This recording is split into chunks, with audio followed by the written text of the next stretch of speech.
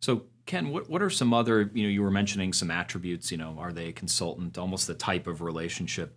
What are some other red flags, as you're pulling these third parties through a risk model?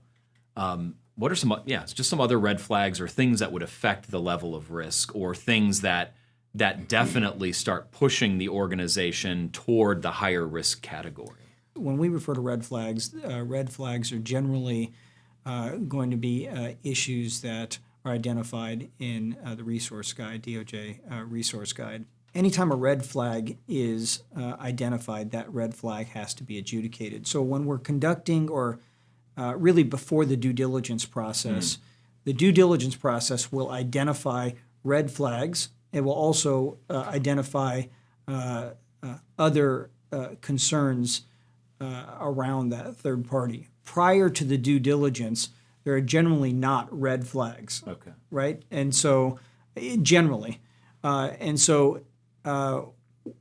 think that what your question is really focused on is what other risk factors are serious factors to consider or different elements to consider in the risk model. Is that fair? Yeah. So what are the factors that would help define those tiers initially? Yeah.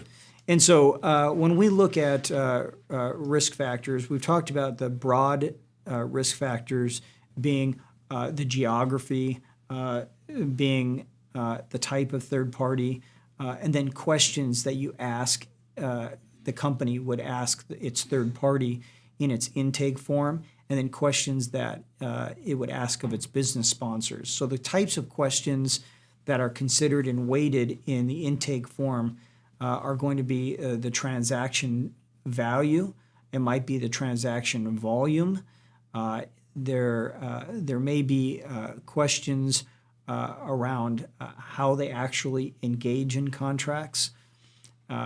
Questions of business sponsors may include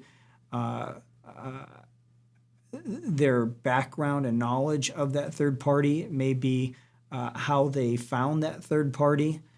There are a number of different questions that are relevant not only to general business, but then there's specific questions that revolve around a particular type of business.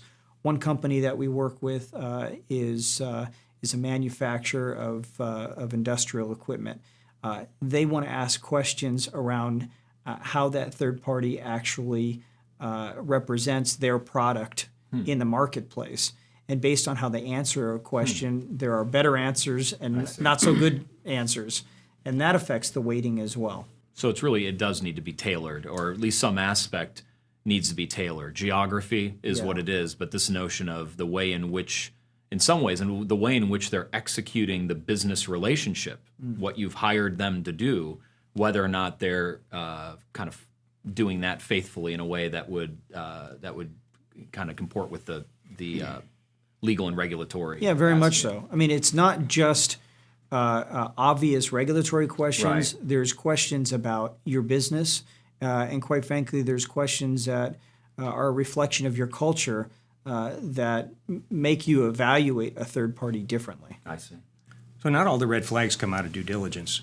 If you look at the resource guide DOJ and SEC put out, they cite some red flags that a company should be aware of that don't come out of due diligence. Let's say that the third party asked for their payments to be made in an offshore bank account.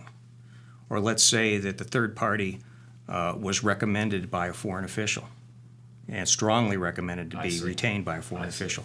Those are the types of things that the company has to evaluate during their procurement process. I see. And that could be part of the tiering initially before you get into a thorough due diligence. There are some recommended red flags that might affect Those that. could be questions Right. asked in I see. the intake process.